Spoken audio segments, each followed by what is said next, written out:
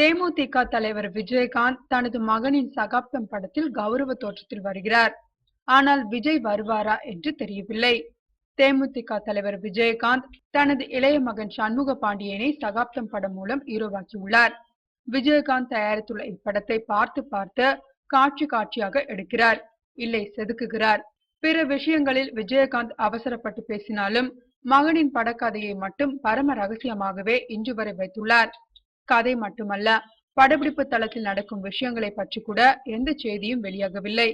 Vijayakanth and கோ அனைத்து விஷயங்களிலும் தலையிட்டதால், இயக்கத்தை கையில் எடுத்துக்கொண்டதால் சகாப்தம் இயக்குனர் சந்தோஷ்குமார் ராஜன் யாரிடமும் கூறாமல் ஓட்டம் பிடித்துவிட்டார்.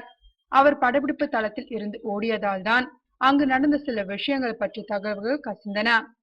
சகாப்தம் படத்தில் விஜயகாந்த் கௌரவ தோற்றத்தில் வருகிறார்.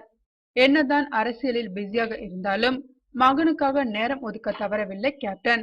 சகாப்தம் படத்தில் இளைய தளபதி விஜய் கௌரவ தோற்றத்தில் நடிப்பார் என்று ஒரு தகவல் வெளியானது.